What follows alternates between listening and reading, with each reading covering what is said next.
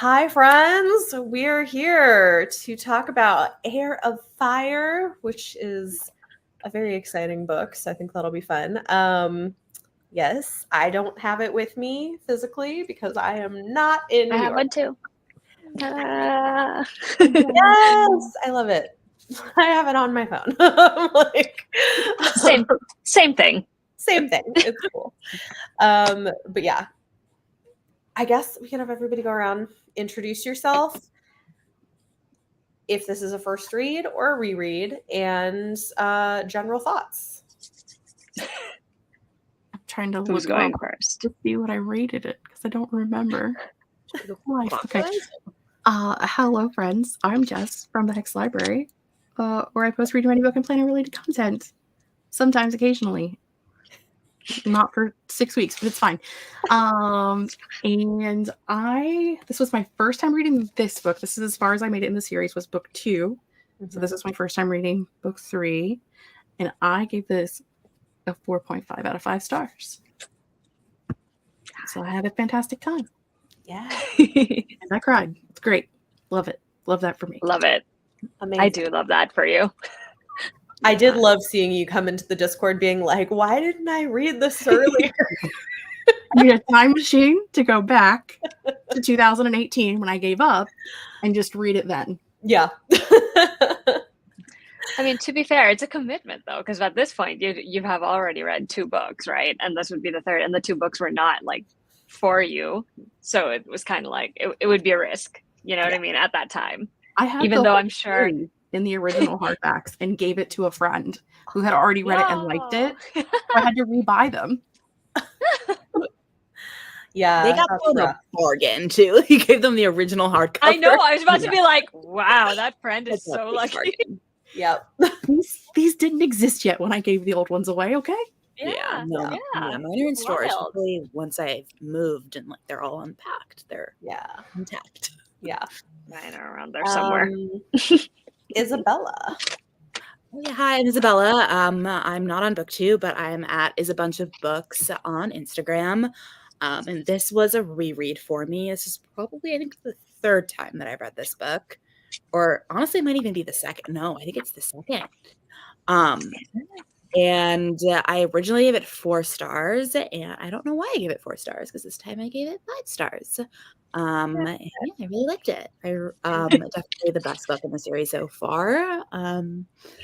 It wasn't my favorite the first time I read the series, but I'm curious to see if that has changed. I'd be curious to see that too, actually, if it has changed for you. Yeah. Oh, hi, I'm Alexa. You can find me everywhere as Alexa Loves Books, but I'm mostly on Instagram. And this is definitely a reread. I don't know how many times I've reread the series, so I honestly can't confirm. I'm pretty sure we're at like 6 or 7. I'm just not sure which one. And I still love this book because I do think it is a serious turning point. And though I am not always a fan of people being like, no, you just have to get to this point and like read on to the series, I always insist on it with this one just because I think it's so worth it to read Heir of Fire in particular. And like whether you choose to go on after Heir of Fire is like a whole other conversation. But I find that most people after they read, they're like, oh yeah, you're right. And I'm like, yes, I know. And I'm pretty sure everybody else on the internet who has been saying that for a while also knows. But yeah, I love this book. I'm pretty sure the first time I read it, I was so shocked that I gave it 5 stars. Like I was so shocked by the book itself that I was like, okay, there's no way I can't give it a 5 stars. And even when I reread it, it's still one of the ones I like rereading the most, just because I think it, again, turning point. So there's so much happening that just changes the trajectory of everything in the series. What about you, Bethany? This is your first time rereading it too? This is my first time rereading it, and I originally gave it 5 stars, and I really think it holds up. I gave it 5 stars again. I agree. Like there's so much character development that happens. There's world building that happens. It sets the stage for so many things to come. I think this is one of the best books in the series. So yeah, and I agree. I feel like it's so different from the previous 2 books. People really should give it a chance and then see how they feel. Because if you don't like Heir of Fire, then yeah, it's not going to be for you. But I think there's a substantial number of people who probably wouldn't jive with the first 2 books, and then Heir of Fire would like really change that for them. I think. Hello, everybody. Hi. Okay, Yay. so hey, Nick finished yesterday. 5-star favorite so far. Yes, the plot is definitely taking off. Hey, Priscilla, really liked it. One of your favorites so far. Okay, high 4.5. Yeah, definitely the book that took me from not being sure about the series to feeling committed to finishing it. Yeah, I think that tracks. That is exactly how I feel. Yeah. Yep. Yes. When I finished book 2 the first time, I was like, this is all fine. I don't hate it, but I don't know that I want to commit to like however many more books are after that, 5, 6, 27, who knows with her. But I was just like, it's fine. And I have a bunch of other things that I would rather read right now. And I was like, I'll get back to it someday, maybe. I don't know, whatever. Like, I don't really care one way or the other. But yeah, now that I got to the third book, it was definitely like a whole different thing. So happy. Yeah. I just love it when people read the third book and they're like, okay, now I'm like, okay, I'm in now. Yeah. There are a bunch of people rereading this series right now. Like, we're doing this obviously because we're here, and if you're here watching this, you know, because we're here. But also, I know a couple of people are doing just like a buddy read about it. There's like 4 or 5 different girls that are doing just a buddy read themselves. And then I think maybe it's Cassidy's Patreon is doing a reread of the series. And then there's someone else that's also doing a Patreon reread of the series. Wow. So there's like so many people, like right now, because we're still so early in the series, that like we're convincing them to read them as well. Yeah. I convinced someone the other day because all they had ever read was Assassin's Blade because someone told them to read that first. And I was like, as someone who has read 3 books, no, please don't. No. And so someone gifted her their original paperback copies. And she's like, I'm going to start rereading from book 1 this time. And I'm like, I think you're going to love it. So there's a lot of people that are like just now picking it up for the first time, which is amazing that there are still people out there who haven't read, like so many of us that haven't read it as much as people talk about it. Yeah. And then a lot of like group rereads going on as well. Yeah. I think that's cool. Well, I think it's interesting too, because I've said this last month, but I would just reinforce that I think reading Assassin's Blade before Heir of Fire is a good move. Like, I think it's nice because some of the things in those stories, you see the results in Heir of Fire. And so I think it's more interesting that way, but you're not like going back in terms of momentum. Like, can you imagine? Like, I mean, that's the thing, like reading it after this book, that's what I did the first time. No. And I was like, convinced you that we should do it, that we should read Assassin's Blade like after Crown of Midnight instead of. Yes. Yeah. No, I can't imagine reading it after Heir of Fire. No, it was not good. I did. And I was the time I read this series, I did Throne of Glass, and then I read Assassin's Blade only because like I wanted to go right into Crown of Midnight, but I was like on a school trip to DC. I remember it like vividly, and I'd finished Throne of Glass, and then I snuck away and go to Barnes and Noble, and they didn't have the hardcover of Crown of Midnight, and I already had the hardcover of Throne of Glass. So I was like, oh, I'll just get Assassin's Blade because it's an hardcover. But yeah, for me, like I feel like there's not necessarily ever I feel like there's not always like really the right place to read Assassin's Blade, because I feel like you're in some ways you're backstepping no matter what, whether it's in terms of like quality of writing or quality of, character development or story. But I think that the best place to read it is after Crown of Midnight. But like my main issue with Assassin's Blade is that like I feel like if you're reading it after, like knowing what happened, like Throne of Glass and Crown of Midnight, like who is dead by the start of the story. And I don't necessarily think that Sarah did her job in convincing me to care about those characters while they were alive. If that makes sense. Agreed.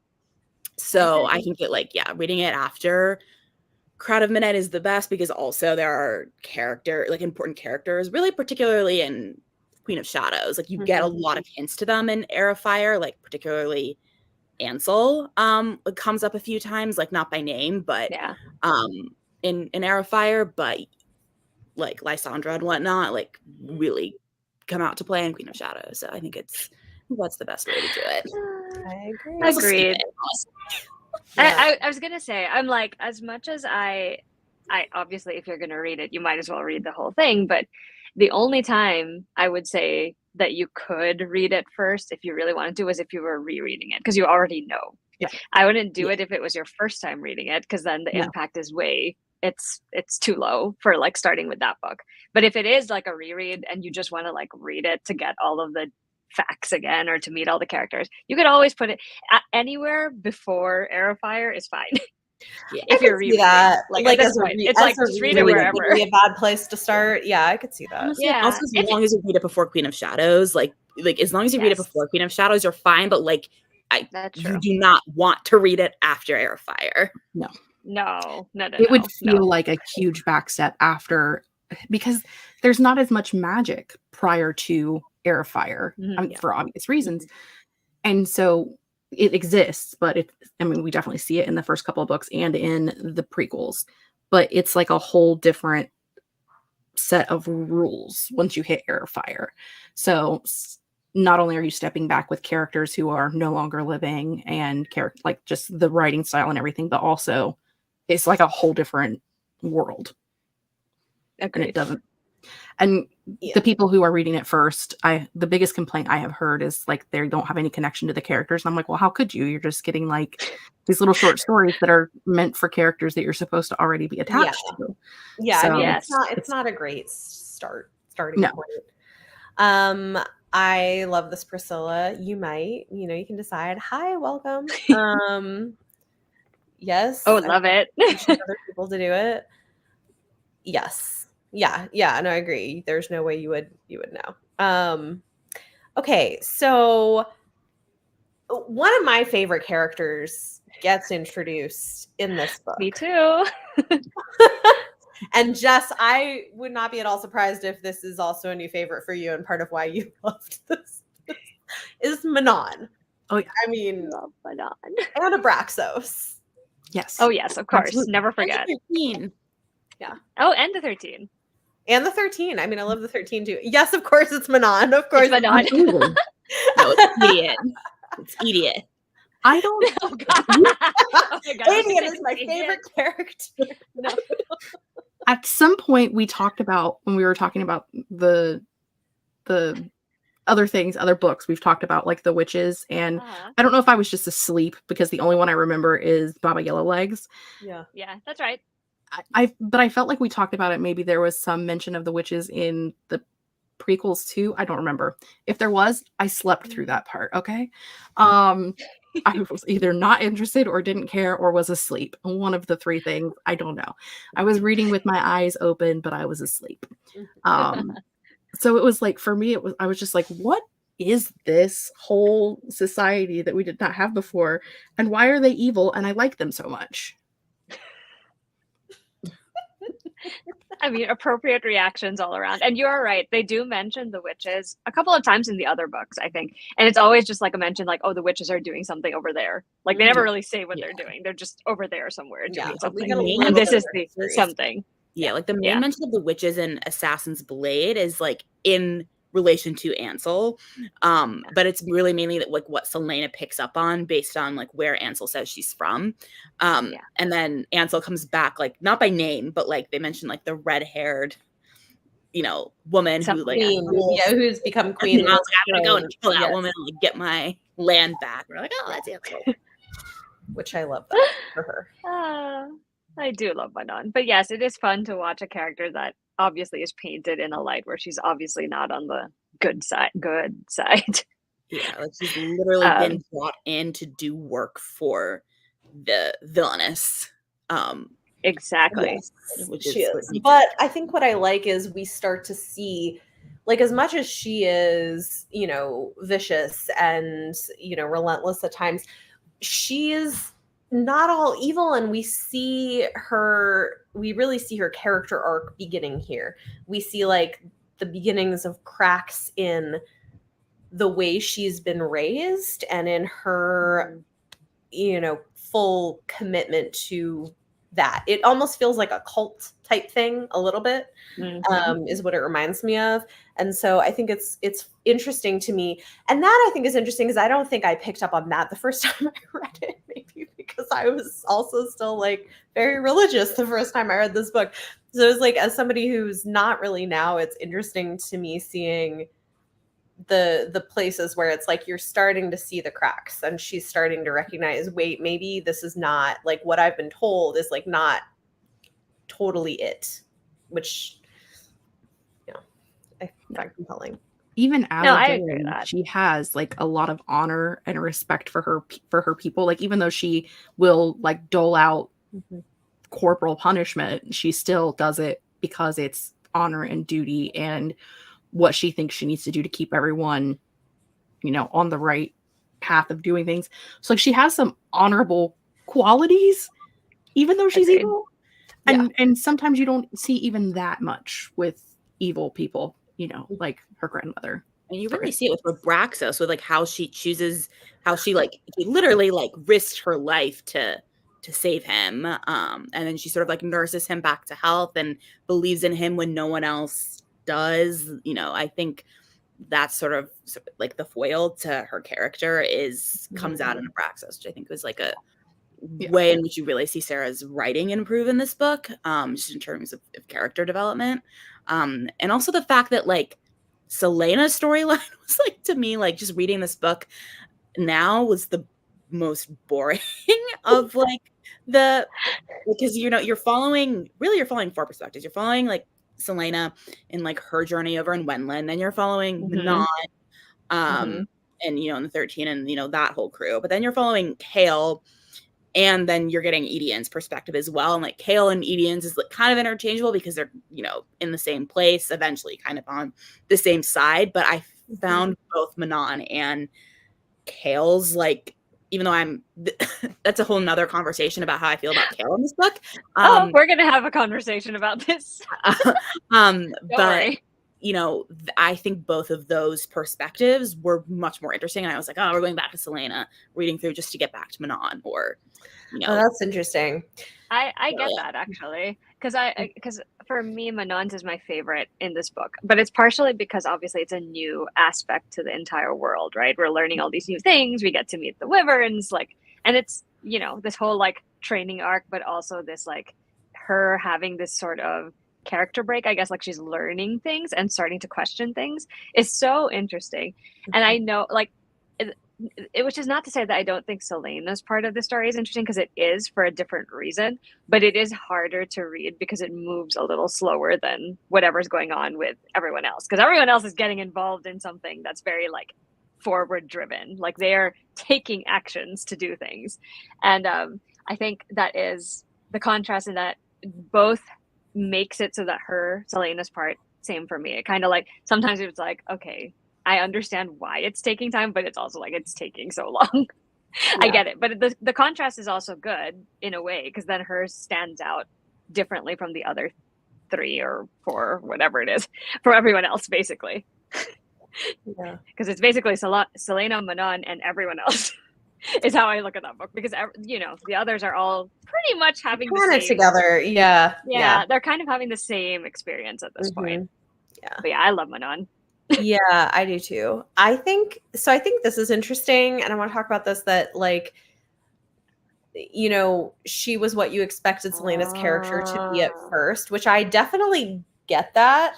I think what's interesting is this book, and this is a thing I love that Sarah does, I think does really well, is this book is where you see that Selena's arc is about confronting her trauma and finding like healing. And so to me, like, this whole thing, and maybe it reminds me of why I like A Court of Silver Flames so much. It's like a similar sort of story in some ways, but her whole thing of training with Rowan and everything that she goes through, and the way it culminates in this battle scene with these creepy creatures or whatever, is all about her slowly being willing to look at her traumatic past and the things that she's been unwilling to look at, accept them, begin to heal, move on, accept who she really is, and like reclaim her identity.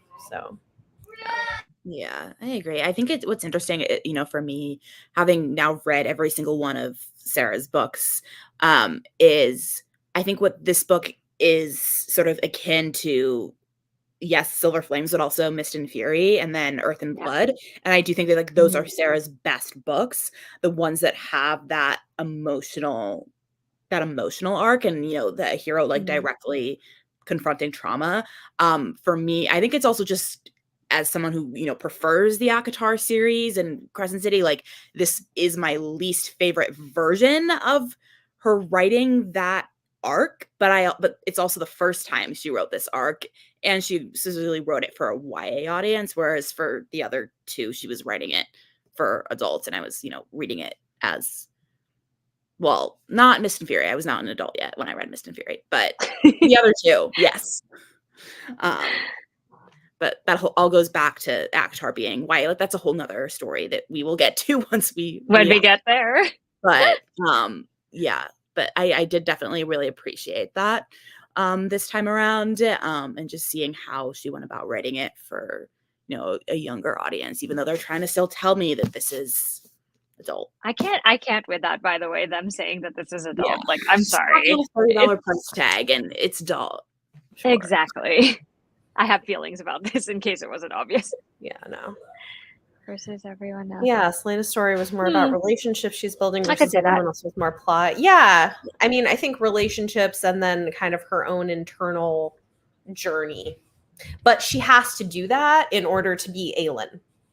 Yes, agreed. In order to get to where she is at the end of Heir of Fire, she has to go through all of this self-reflection and sort of dealing with what she's gone through and being willing to face it, because all this time she's been running away from that, whether consciously or subconsciously. She has been running away from it. Yeah, and thinking back on it, I think the reason that I was more drawn to just this this time around, I was drawn to Manon, not just because Manon is obviously Manon, and we all love Manon, but also sort of to Chaol and Edian's perspective, is because in the first two books, something we talked about during our previous discussions of those books, is that the scale of the world feels very small in those books, and there's a lot of world building that's not happening yet, but there's a lot of world building that's packed into this book. It's really exploring the question of how and why did magic disappeared, and how do we bring it back? And so that's built it a lot into the world building. Then there's the lore of the witches and the Krakens versus the Iron Teeth. I think stuff that I just find fun. It's interesting, and I think the way it's done here is a lot less. It's got a lot more, I guess, intelligence to the way she integrated it this time compared to, I guess, the earlier books in the series, is what I would say. But speaking of Chaol, okay, we all know, and everyone who has ever watched any of our live shows knows, I love Chaol. Okay, I know this. I can love him and also be like, oh my god, in this book sometimes I was just like, you need to.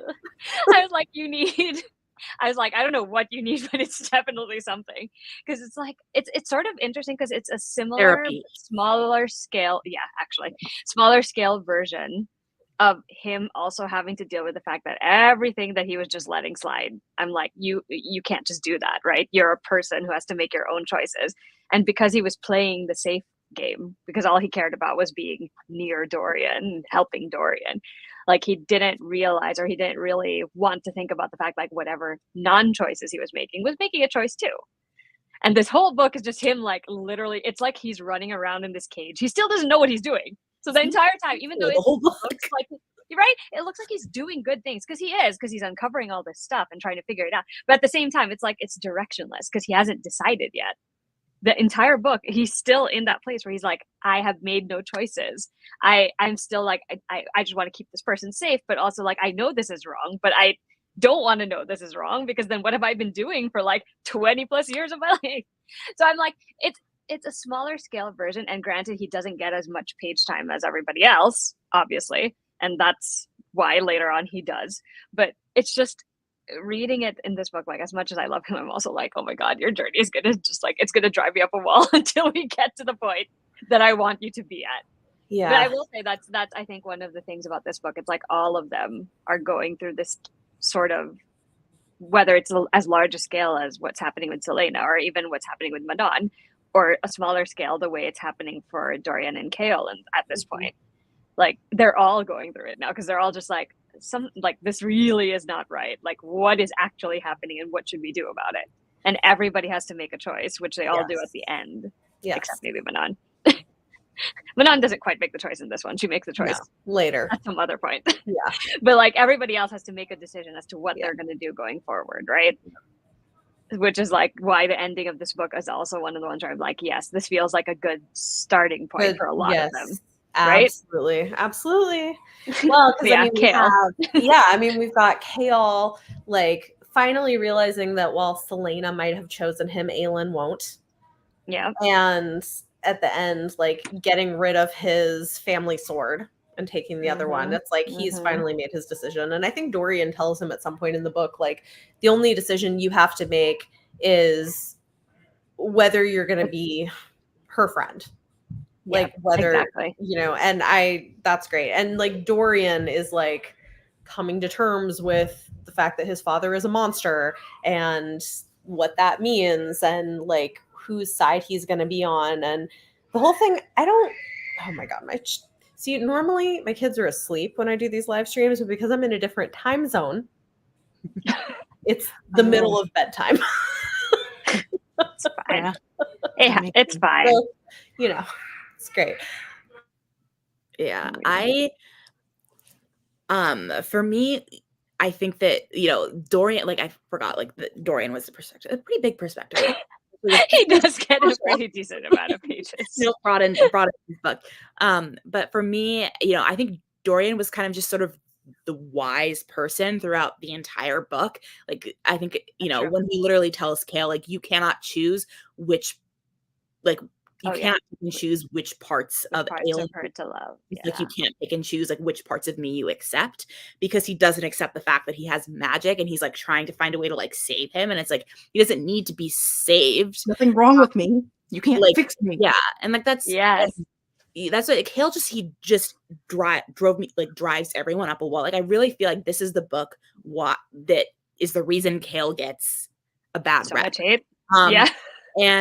But I also think that is purposeful. I think it is very clear, like particularly at the end of Crown of Midnight, that Sarah intended for Aelin and Chaol to be endgame. Like she intended for them to be, endgame. Something. And then whether it was she started writing this book and then figured it out, whether she sat down to plot it and then realized that she wanted to go in a new direction, but she decides that Aelin's going to get a new love interest, is going to have a new endgame.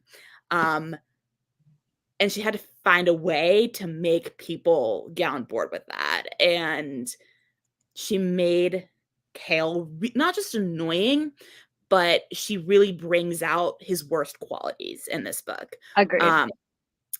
His lack of acceptance, his lack of open-mindedness, just like a lot of things like really come up that make Chaol just annoying and really insufferable, and just a bad friend. Like, he's a really bad friend to Dorian, Agreed. And I think that she went pretty heavy on, trying to, figure out how to introduce this new love interest, who, especially at the beginning of the book, is also an asshole. Like, I don't think anybody like starts reading this book and is like, or even like halfway through the book is like, Rowan's great. No, he's not. No. He's just as bad as Chaol, if not worse. So I think she did a lot of really interesting things here. Agreed. No, I actually agree with that. I walked into this, and this is like a whole point of my brain. I cared very little about what was happening at the castle. Like with Dorian and Chaol, I didn't care because we'd already spent 2 books there, and now we've moved on. Like we've left there, we went somewhere else. I know that the things that are happening there are important. I grasped the concept, but I didn't care. I was like, let's just move on with all of these other things. So like, I didn't find any of Aelin's like point of view to be slow. I didn't like it was all interesting to me because it was new, whereas everything that was happening at the castle felt like stale hat. I'm like, we've been here. We know that Dorian and Chaol are fighting because they can't figure out what to do with their lives, and we know that like they are having to deal with the king is evil and Dorian's afraid to leave because then his brother will be king, and like we've already had all of that in book 1 and 2, and so I just didn't care that much about I knew it was important, but I didn't really care. Yeah, I just do you think that's why they put Aelin in it? Figuring out how magic appeared, that's what I was interested in, and them figuring out the triangle, with its powers, that's what I found the most fascinating. There was definitely things that were happening there that were interesting. And there were a few things that I was like, okay, this is making this interesting. But as I was reading it, I was like, can we go back to somewhere can we go somewhere new with new people? I want to go somewhere new with new people. It's probably why it's not as much of the book, probably. Yeah. And I know that's why they added in Aelin and why they added in Sorsha and to make it interesting, because otherwise it literally is just Chaol and Dorian having the exact same problems they had. Although I feel like Sorsha is so suspicious from the get-go. Yeah. Honestly. Honestly. I was always like, no. Honestly, the minute she threw that letter that she'd half writing and then knocked some ink on it and then put it in the trash can, I was like, oh honey. The second that I was writing a letter to my friend and it went in the trash can, I was like, this is not going to end well for her. No. Why? No. Nope. To be clear, I also like Rowan. I like Rowan too. I would like to say that for the record, but not at the beginning. No, I liked him just fine at the beginning. I was like, he's evil. Who cares? Come on. I mean, I think I like that he realizes where he's wrong and then turns into kind of a caretaker. So I like that turning point for their relationship. I guess I looked at it from the perspective of he is this person who really doesn't have free will. He has been submissive to another person, for lack of a better term, because they're immortal. But he's been at the submission of this other person for God knows how long. And so that's just, I'm thinking about if I was that submissive to someone for that length of time, I probably wouldn't be the nicest of people either. That's true. And it's also a preconceived notion thing, right? Because he's been watching her for a while, and all he sees is whatever impression he has of her and whatever he's been told, probably dangling off the rooftops, right? It's just of course there's that sense of I've seen all I need to see of you, so I'm gonna judge you based on what I've observed. And because he's been doing this for years and years and years, in his mind he's not doing anything wrong. So I get that. It doesn't make me like him any more than I did at least some point later. I also don't think he has any concept of time, because and how would you? But he's so mad at her for not stepping up in the beginning. And I'm like, she was 8, my dude. You do understand what it means to be an 8-year-old, right? But he hasn't been an 8-year-old for hundreds of years. He doesn't know what it's like to be 8. So that part was that was what made me most mad at him, of just him giving her a guilt trip for not coming forward sooner. And I'm as a 37-year-old woman, I'm she's 18, she's a baby, you need to calm down, let her live her life, okay? She's got shit to deal with. She's a child. Also, there were literally supernatural forces keeping her from dealing with it, even if she wanted to. Elena literally engineered it so that Arobynn would find her and train her to be an assassin, so that she would have that skill set to use when she was ready to take the mantle. So but it is nice when they eventually get to the point where they finally understand each other a little better, because then you're okay, now I can get a little more behind this relationship, even before it turns into bought into their relationship more this time around. Of all of Sarah's love interests, Rowan and Aelin were my least favorite. And least favorite being I love them, but if I had to rank them, they would be at the bottom. But this time around, I wouldn't say my ranking changed, but I was more into them than I was before. I really like them, actually. And I do like the slow building of it as well, that it's not they're not jumping into it and it's been a week, which it feels to me like a more mature start to a relationship, you know? And it takes a while too. Like it towards does. until the end of, I mean, wait, we're not on spoilers yet. No. No, let's not do spoilers yet, but I know what you're about to say. Especially because Jess hasn't read any of the other books yet, so. Well, I mean, I know that, I mean, I've been on the internet. I know the internet exists, so, like, I know things. But, like, I also feel like at this point, it's still just, like, at the end of Heir of Fire, it is more of just a, like, mutual respect friendship. Like, it is very much it's part of the arc. You know what's really interesting about that is that rereading it, there is so much subtext. Did it feel more than, like, it's not quite where it ends at, like where no, the end but like, that is, but on a reread, like there are so many more things that, like, because you know what they mean, it's like, oh, you know what I mean? Like, so yes, like, and that's, I think, actually really interesting about this is that you come out of it feeling like, okay, they're friends, maybe there's a spark there, but, like, you don't really know if you don't know what some things, like, I think, I don't know, we as the reader know, but I don't think they as the characters know.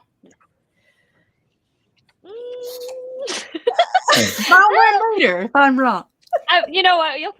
Let's talk about that at some other point. We'll talk about that at a later date. We'll talk about that at a later date. But again, I do really like. I get what you're saying, how it starts. And I do think that she does a really effective job of making it seem that way. Yeah, well, that's my point. It's like, as a reader, I think you're supposed to think that you know more than they do at this point. Like, at the end of this book, I think you as a reader are supposed to be like, okay, I see this thing that they clearly do not see the thing. Yeah. So I think that and is, you know what? It's effective. You're right, actually. It is. That is something. I'm not mad about I think it. They handle well. Yeah, it's something I think is actually handled well from this book into Queen of Shadows, actually, which we'll talk about when we get to that book. But there's a particular thing that I think is just handled in an interesting way. I'm excited to reread it. I think it'll be interesting. Yeah, I actually thought the Blood Oath was somewhat throwing a wrench into things.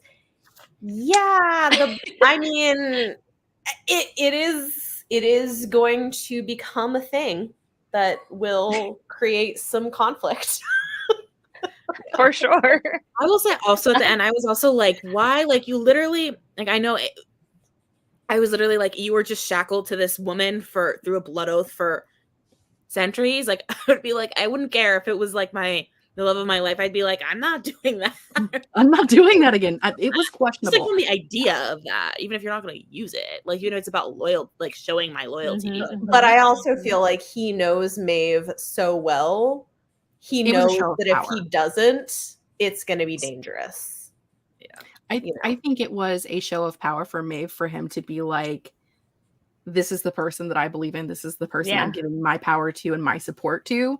And you need to watch your back. Like, I think it was more of a show of That's power how I felt too. Than him being like, all right, let me sign up for this again. Like, I think it was more just like that whole scene though, like you find out, like, can we talk about spoilers for well, yeah, I think so. Yeah, Heir of Fire spoilers, like, spoiler free, so I just want to check before in case there's people who are just hanging out. Spoilers, but like, you find out that, you know, this whole idea that, you know, Maeve kind of is the one who, like, engineered the word keys being, like, split up and hidden is, like, not true at all, and that she was going to use them for herself, and Brandon figured that out and like essentially ran away with them.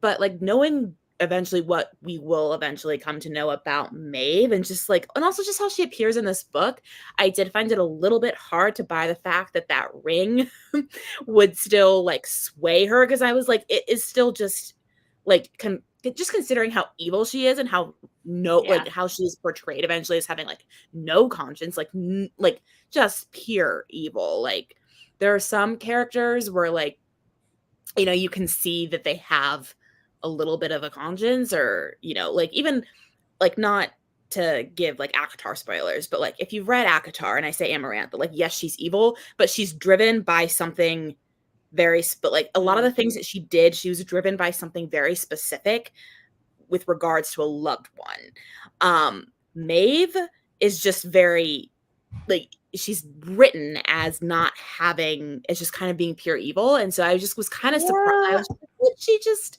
you know what I think though. I kind of suspect that maybe because the thing with that is that she's still playing into her own myth at this point, right? Like she still wants people to believe her to be a certain kind of person, and also maybe feels like she's giving them enough rope to hang themselves to a certain extent, like letting them feel like they've achieved something. I don't know, again, if I was asleep during this part. I say that with like the most respect to my brain, but sometimes I think my brain just like doesn't read. It's just like sleeps while my eyes pass over words. But I got really confused at that point of like realizing that it was like a ring of a loved one. But for me, I saw it as not her having love for that person and like caring about the item for that reason. I thought that perhaps she needed it for something. Like, because a lot of magical worlds, things that are important to you have more value, like when you're casting spells or whatever, like magic has a price. And so for me, I was like, this was something that in the past was very, very important to her. And so maybe she needs it as like a sacrifice for something that to achieve more power in the future. That's the way my brain worked, but I don't know that that's an accurate thought. But my brain, like, that's how it reconciled her still wanting that thing. Yeah. I don't even remember. So like, I don't remember. We'll revisit that thought. Just hold on to that thought, and we will revisit that later. Is all I'm gonna say. Yeah, I don't remember either. I remember like pieces of this, so it's gonna be interesting. But I do know I didn't remember. So I was like, this evil lady is not just taking a ring. Like, why is this evil lady taking a ring? Because it's sentimental. So I was like, that's not. It can't just be sentimentality for sure. Reddit, she didn't actually care about losing rings. Well, yeah. I mean, this is like she needed that ring. She needed it. Honestly, I mean, this is the first introduction. So we get to this book and we start like getting names of characters. And as someone who is a writer who has written an adult high fantasy that is shelved somewhere in this computer, I'm like, I'm going to have to change so many character names. I'm going to have to change so many plot points, or it's going to look like I just wrote this series. Like, it's going to look like my book was a fan fiction of this series. And I don't know how I feel about it, okay? But apparently Sarah and I have the same brain and we use the same plot devices and character names. And so I feel like I have a good chance of guessing at what's going to happen in the future for that reason. Maybe. I'd be curious if you actually get like what your guesses would be and if they actually play it. So you have to tell us. So one thing I wanted to talk about that I think is really interesting that, again, I don't know that I really thought about before is Emrys, I think, the storyteller. So there's like a few things that I think are really interesting about him. One is he's gay and has a mate who is a man.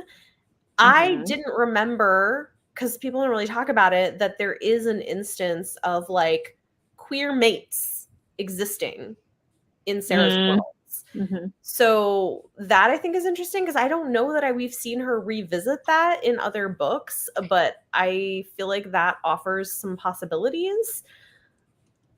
I can't remember if I've seen it in any other books. Yeah, but I didn't notice it the first time, and I thought that was really interesting.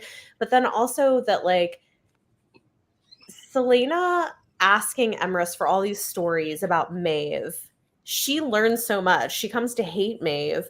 And I think that's what allows her to kind of outsmart her at the end and figure out a lot of stuff, which I think is interesting, kind of the power of storytelling and someone who seems like this unassuming sort of cook that people don't think a lot of. And yet he becomes really critical. He knows all of the things. He keeps all of the lore. Yeah. And a lot of times in old stories like this where you have centuries old beings, the old lore gives you an insight into what you need to defeat those people. Yeah. And that is essentially, how she bartered Rowan's freedom, was listening to these stories. So yeah. I like Priscilla's comment. That's actually quite accurate. Which comment? The game board comment. Oh yeah. Mm-hmm. Yeah, this is actually the book I also felt that way about the series with, where I'm like, oh, it's clear that we're setting this up because something else is about to happen. Mm-hmm. Yeah, and like one of my favorite just keep parts of going. that was like, Absolutely. was sort of like the events leading up to Aelin's parents' murder. Like I thought that was super interesting because it also sets us up to meet a lead later on. And then also like getting, Lorcan's name is like thrown around like a few times. So like that's like, it is. Good stuff is like coming up. Yeah. I think that's probably like why I liked Queen of Shadows the most. Like when I read it, because I feel like pretty much all the characters are at that point, like are on page. Everybody who was like off on the side of the board has finally made it to the middle of the board where all of the action is happening. Yeah. Yes. That's how I feel too. I also feel like Dorian, everybody's like, Chaol's decided where he lands. Dorian is finally ready to like become king and stop just being like a fuckboy prince. Like, like. I mean, yes. But in that vein of him ready to take his role, why did we once again have to have that at the expense of a character of color? I would love to know the answer to that question too. Actually, that's why I sometimes have 2 books in a row. I know. I get why Sorcha. I don't remember if she is. It said that like her skin color indicates she had at least one parent from Italy. So I'm guessing it means I was only listening to this one on audio, so I feel like there's probably some little things I missed. I only listen to it on audio too, which is why when we talk in the chat, I'm like, I know that I'm spelling all of these names wrong, but sound it out, you'll get there. Because it I think one parent was from Italy. She lived in Fenharrow, where most of the healers live too. That's right. But regardless, like it just makes that worse. But honestly, like I get why she put Sorcha in the book, because obviously she was writing the letters and we all know how that turned out. But like at the same time, I'm just like, she literally existed for one purpose in this book, and that's it. And it's like, again, as my husband likes to joke about this, he's like, it's one, like one purpose was to move him forward, and the other purpose was to get Aedion to come out and be like, actually, I'm on the other side. And it's like, you idiot, you could have just kept your mouth shut. I know. Yeah. As my husband likes to refer to it, he's like, instead of just having a fridge, we now have a meat locker where a lot of people are just like shoved into after they're done with whatever role they played in this series. He's like, it's gotten bigger. They're just and I'm like, valid, because honestly, that's why sometimes with Sorcha, especially too, I'm like, really? Had to exist in the series too? Really? We had to do it again? I mean, I would have been mad about that period. I hate when we put in a character for one book and their whole purpose is to move someone else's plot points along. But especially when it's a character of color and you've already done it one book previous, it's like, ugh, come on. Yes. Yeah. Did we need another girl to die to get people to make a move? Yeah. It's a bit frustrating. Like, it is frustrating. It could have been just as impactful to them had she just been like imprisoned and they were like going to send her off to one of the labor camps too, because then they would have like the will to want to save her, not just to overthrow the king for everyone else, but to like, if we overthrow him, we can also save her. And that would be even more impactful, I think, than just like beheading her with seconds notice. Like, I mean, and a part of it too is I think she just wasn't well developed, and which is there was not that much with them in this. Like, those all she does is heal him. Like every time they see each other, comes on page, she makes it clear that like she's been in love with Dorian like since she laid eyes on him. Like, I was just like, honey. Well, and she was theoretically in so much of the last 2 books. Because she was there for all of it. And I'm like, but she could have actually been there. That makes it worse, though, because then they never noticed. You know what I mean? Like, they even think it in the book. It's like, I never noticed you. And I feel like that makes it worse. Not likely, having been they are commenting that she is a person of color because there's so few in the castle that they would have, like, that's a thing you're going to notice. Yeah. So unless you're just that dumb. Or unless Sarah's writing you a book and going back in time and changing things, because that's what happened. But, you know. That's not great. No, that I don't love. So one other thing also that came up in the Discord server that I think is worth talking about that's not great, that I didn't really put together the first time I read this, is the skinwalkers are described as being neither male nor female. And I know someone in the Discord commented that, like, it's not great that the one sort of non-binary creatures are like monsters. Yeah. And I was like, yeah, that's fair. Yeah. And it's like also like when someone who lives that experience, it says that they're like uncomfortable, that they felt a certain way, then like people should do well to listen. Yeah. Like in the moment agreed. In the book, I felt like I thought she was purely describing them that way because they literally like skin people. And I thought that like because they were like, it didn't seem like they discriminated, like, right, you know, in terms of like who they were skinning and like whose skin they were like wearing. So I thought, no, like, agreed. But even that honestly is kind of bad because like there are examples in pop culture of like really poor representations of trans people who do things, you know, like, so I just like, it definitely does fall into a harmful trope with like trans and non-binary people, even regardless of what the intent was. Like, I think it is fair to say that it's not good. No. It would be different if there was another depiction of them, because much like Isabella, I thought it was just like they were just using pieces and parts of people to make themselves, like they were like Frankenstein's monster and so like that would make sense if you were not able to tell, because, you know, if like half of their chest was a male presenting body and the other half of their chest was a female presenting body, and it's like, you know, that's weird, but maybe that was the decision, that was were the parts available to them at the time. So like that would make sense, but you still would need to have a positive representation as well. Yeah. And maybe that was why she threw in the gay couple, because she was like, I'll give them something like in this one book. But that's not the same thing. I agree. I don't are not equivalent. Those are not equivalent things. No. But I was gonna say, like, you can't from a person who has consistently brought us white, straight, cis characters over 3 different fantasy series. Right. Maybe in her brain it does level the playing field. I don't know. Never been inside her brain. Honestly, don't want to be there. It's like, it definitely gets better, like in terms of like really in Crescent City. Like I really think it's like Crescent City, you can clearly tell like she maybe started having sensitivity readers. But not here. No.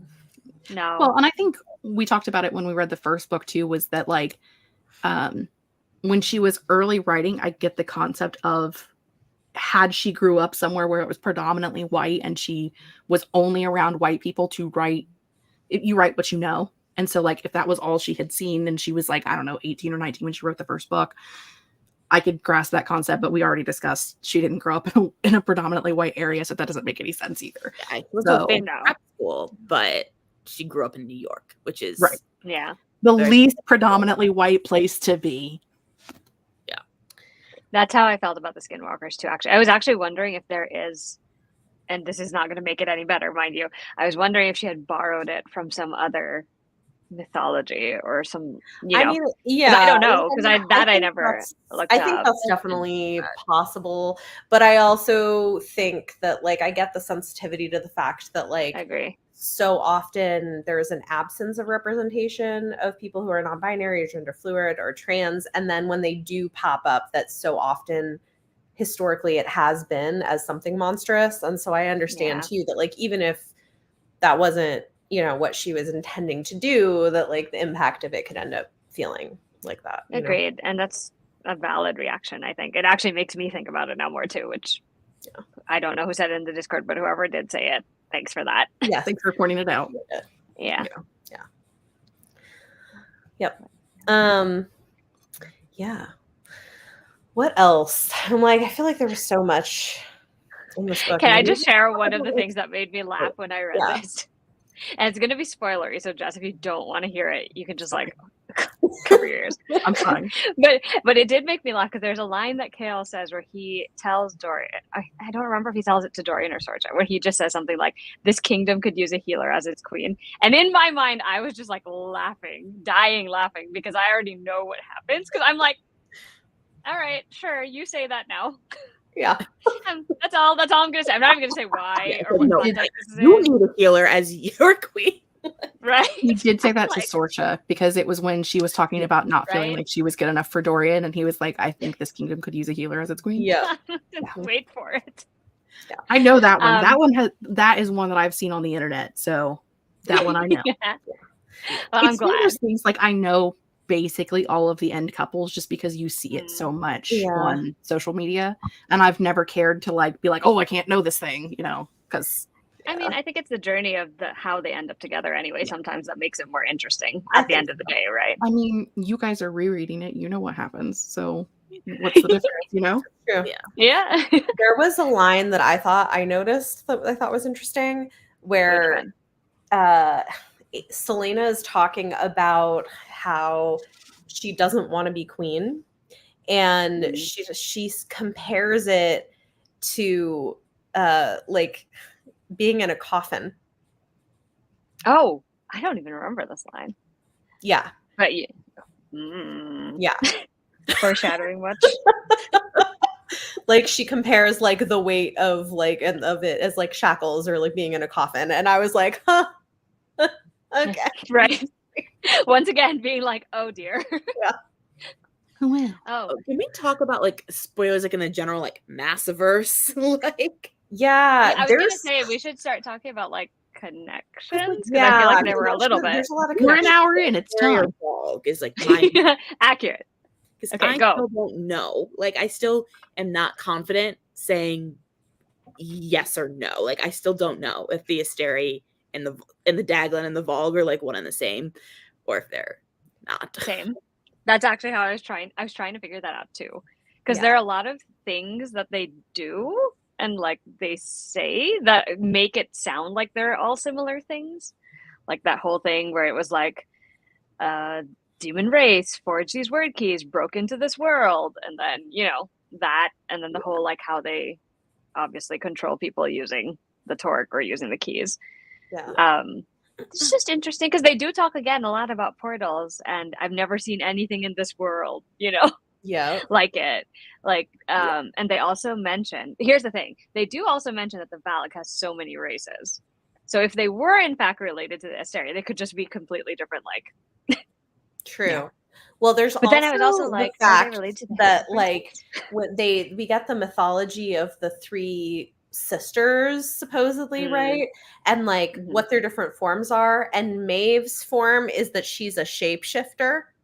Oh boy.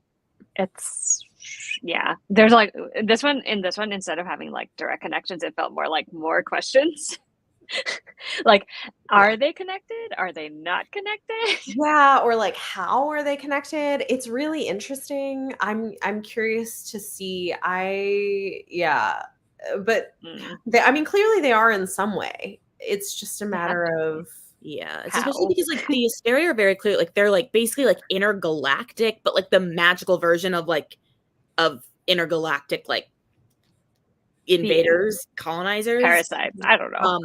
But it's also like in Flame and Shadow, spoiler, when the Asteri like lure all of these creatures from these various worlds like onto Midgard, there's a very like intentional line in Flame and Shadow where she says something along the lines of like the Fae that like were not their Fae, that they had like elongated teeth, like or elongated canines, and animal form, that they knew the Asteri, that like that was not the first time, like that they kind of, there was a line, I don't have my copy on me, so like I can't read what it said, but there was a very specific line that made it seem as if the Throne of Glass Fae like knew who the Asteri were and like knew what they were getting into when they were coming into the world, the way that like the ACOTAR Fae were kind of like tricked into it and like only realized at the last minute, like, oh shit, like these are the people who like were who were like, you know, oppressing us. Yeah. All those years ago. So many questions. Anyone remember? I mean, we do. Well, and then there are like, you know, monsters that slipped in from other realms, like the one under the water, for instance. So we're definitely getting connections to other. Yeah, this is fair. We're definitely getting connections to like other dimensions, and it's, yeah. I don't know. Like it's there's clearly a lot that's being drawn together. I just am not sure. Like, are the Valg the princes of hell? Are they the Astarians? That's what I was wondering too. Yeah. I don't think they're the princes of hell, just because of we found out because like hell were the good guys. Well, are they though? But we don't know that. And well, here's a better question: are all the princes of hell good guys? Right. Yeah, we only met some of them, but like the one, like Adis, for example, like was. Oh yeah, love it. And like, right. To me, from the outside perspective, obviously, because I haven't read all of the other things, it feels like she took a very big like Norse mythology vibe, wherein there are 9 worlds and they all have like points of overlap, points of gods and creatures existing in multiple worlds with different names, because you know, like the Greek and Roman gods are the same people but with different names. And like the Norse gods were lived technically, like you said, galactically, but would teleport to different Earths, different realms, and would do different things there. Some of them were good, some of them were bad. They would take over different things. They would allow monsters to come in. So it feels like her overall world took like a very big, like Tree of Yggdrasil kind of vibe overall. Yeah. I didn't think of that, but that sounds very plausible, actually. I mean, it really does. I mean, the fact that like, I mean, Crescent City is like Midgard. Yeah. Thur. Isn't that like one of the Thunder God was like Thur and the Crescent City?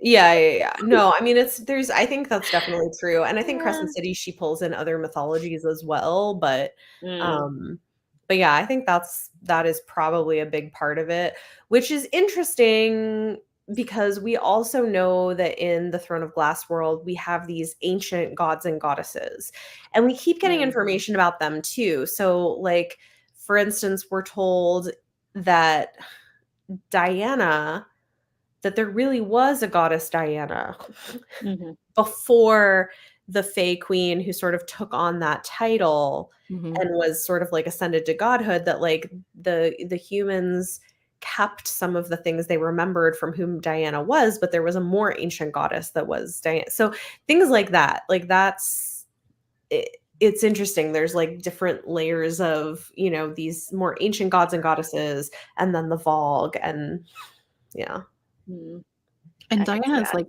the most common used goddess name for a goddess of a hunt. Yeah. Like in Greek, Roman, Norse, like basically any mythology that's existed on our planet Earth, old pagan religions, like even Diana or the earlier forms of that name were a goddess's name. So she just went with it, I guess. Yep. Probably. Just went for it. And I support that. Yep. Because then it makes me question it more. Yeah. It makes me like try to riddle it out in my brain without knowing all of the information. Yes. Yeah. I'm really curious to see what other connections we end up seeing, because I think it's definitely a lot of questions. But I mean, like at this point, it's just we know there's a connection. We just know. We just don't have any confirmation on what it actually. I think it's very clear there's going to be another Throne of Glass book. Like, they're better. Not just like the fact that they're doing this. Yes. But like there's some. I think I said this during like the first live show, but like during the interview she did for the Today Show, like she was talking about like she's working on the next ACOTAR book. But then she's like, the book that's coming after that, she's like, I'm so excited, like the world that I'm writing it in. Like, I'm not going to say anything, but I was like, if she wants to give it to me, I will gladly take it. Rolling out these books that are very clearly YA as an adult, like now, like maybe like I would love if we got a Dorian and Manon book, but like I was gonna say, wait, I have something to say about Dorian and Manon. Do you guys I don't know how well or how closely you guys read it, but there's a part, I think it's the spider that says it to her, I could be wrong, where she goes, "That beauty could win you a king." Yes. To Manon's face. And in my mind, I'm like, yes. Actually. Yes. And Manon's like, I don't really care about that, but I'm also not about to like give you anything. Yeah. And Abraxas just I'm like literally like I know. It's the best. I literally was like, I had to stop and like reread it because I was like, am I just reading this wrong? Yeah. Yes, slightly spoiler territory. Yes, It's in spoilers territory for 45 minutes. Yeah. My question is, did she know what she was planning when she was writing these things, or like, did it just happen naturally? Because I mean, I think she knew some of it. Where she, I don't think when she was writing Heir of Fire, she had like the other, like the whole multiverse in mind. Like I think that came later, but I do think that like when she was crafting the multiverse, she absolutely went back and like picked out things that she hadn't explored that she could use to her benefit. Like in the first Throne of Glass book, like they mention like when they're at like the church for like whatever like holiday it was. Oh yeah. Priestess or whoever it was like had like what was it, like the 8-pointed star or whatever, and like that is huge in Crescent City and Association ACOTAR as well. And it's like obviously that was in the first book, like when she had not even come up with ACOTAR or Crescent City, but she was able to like go back and figure out, I can like use that. But I think it's like a combination of I mean, I think a multiverse existed from the get-go, but I don't know that she knew what all the stories would be necessarily. Mm-hmm. I wonder too if like, well, I mean, I know, but I wonder, because this is the point of the series where I think she was picked up. I mean, it was like middle of book 2, I think, where she was picked up by a traditional publisher to change it from what she had been publishing online to like the actual series. And so as someone who used to write like for readers online, a lot of that you don't really plan out ahead of time. Like you're writing it chapter by chapter and just whatever happens. And so I wonder if at this point was where they were like, okay, you need to figure out where you're going to be at 3 books from now or whatever. And so maybe she was able to do more foreshadowing from this point forward. We also know, right, that at this point she was deal. What? Like I'm pretty sure the first Throne of Glass book was also a 1-book deal. Like I don't think that they bought it as a series. The whole thing, the first book. Can't remember. Yeah, but honestly, I mean, we also know, right, that at this point her critique partner was Susan Dennard, who is the queen of like planning ahead and sort of figuring out. That's true. So I'm sure there was probably some degree of sort of like cross-pollination happening there. I'm trying to remember when she started talking about that though. Like when there was a point where I remember she was doing events and she would talk about how she had now, and I'm guessing it was probably Susan's influence, that she had now gathered everything into like a world Bible basically. So I can't remember, to be honest. I was trying to remember like if it had been earlier than Heir of Fire, but I have a feeling it might have been Heir of Fire. Because I can't remember that she toured for the first couple. I think Heir of Fire is the first tour that I can remember her going on. But I can't remember if that's exactly when that started or if she already had it. So who knows? Sorry, Jess, were you saying something? No, I was just gonna say it's amazing how they both, were braining at the same time, and both of them gave a prequel book that is technically a 2.5, but all happens before. And if you read it anywhere other than between books 2 and 3, you're going to be confused. That's true. Miracle. Actually, I did not think of that until you just said it. I didn't either. That's hilarious. Because, if you read that Sight Witch prequel before, you have no clue what's happening. And if you read it after book 3, you missed a lot of stuff. Yep. That is have to read it at 2.5. Like, and so many people don't read it at all. It's and great, I'm like, you missed the really good biggest plot point. Oh yeah, you have to book read 3, chapter 6. You will lose your mind if you've read Sight Witch, and if you haven't, you just keep reading. Yep. I lost my gourd. I know was on she's vacation. also. I know she's working on the final book for the Truth Witch series. Yes. We need to do a reread. Every time. Yeah, I want to do like another full reread because every time I catch new things, I love that series. It's great. Okay. Well, anything else people wanted to talk about with Heir of Fire? I mean, we already talked about Larkin a little bit, but like I do love that they all actually show up there at the end during the big fight.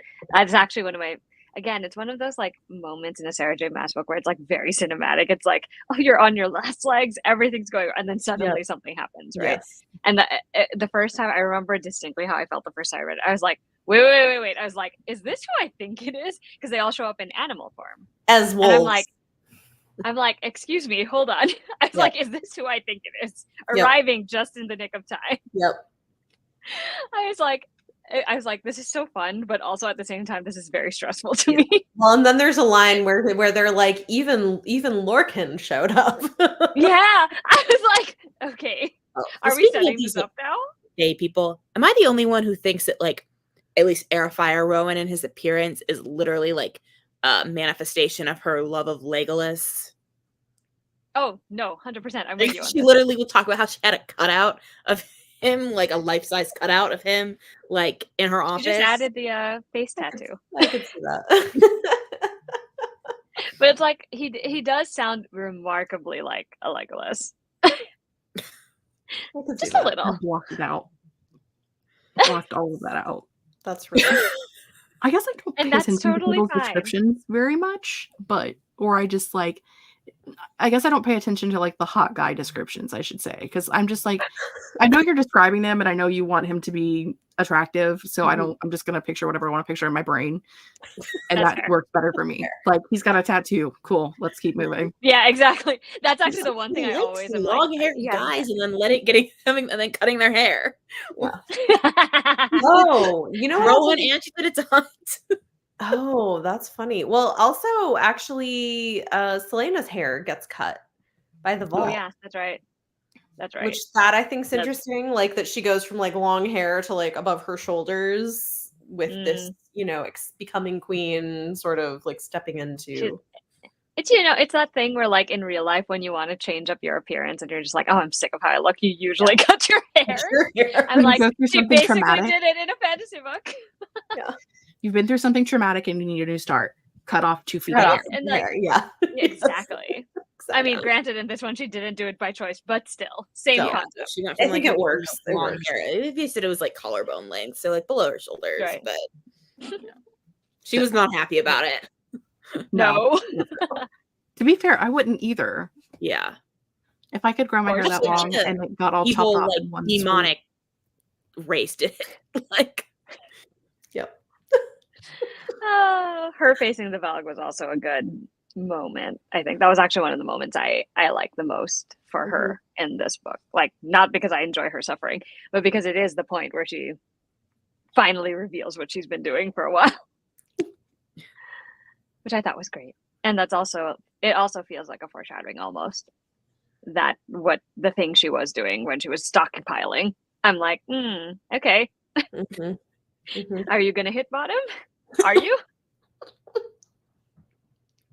I'm sorry. I am excited for you, Jess, actually, to read Queen of Shadows. It's one of my favorite. Like, I've always considered that one of my favorites in the series. Yeah. Just because it's entertaining. Yeah. I'm excited. No, ACOTAR next, right? ACOTAR's next. Month after next. Yep. Technically next month because we're into ACOTAR month right it's now. Like ACOTAR, then Queen of Shadows. Oh, yeah. The ACOTAR series, then back to...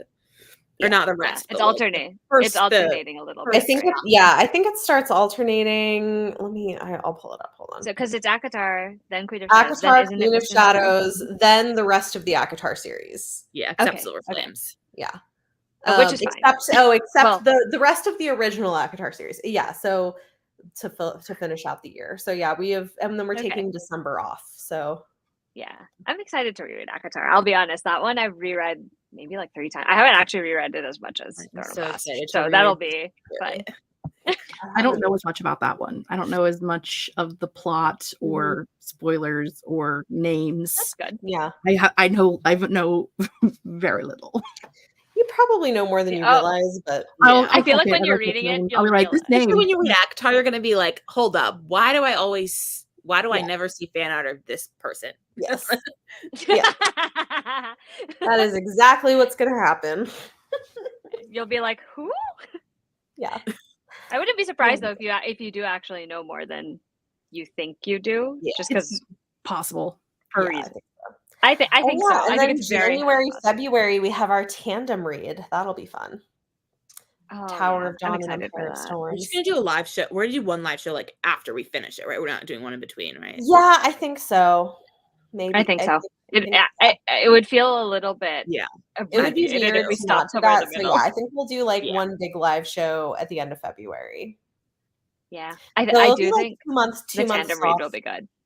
Yeah, so it'll be like 2 months soft live shows for that.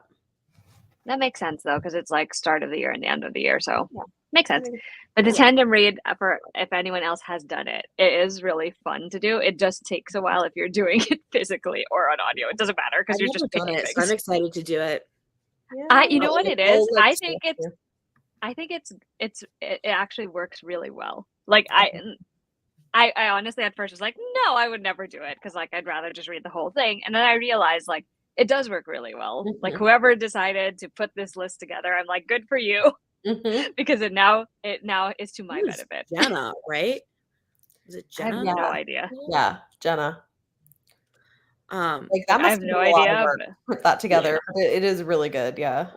I will also say like for people like who are reading like I cannot like say whether it's like good or not, or whether it's annoying, like whatever it is, but like they should do full cast audio book recordings. Oh yes, for the ACOTAR series. I've heard. And, like where like every character has like there's a different actor for every character, and there's like sound effects and like so it could get real weird, considering.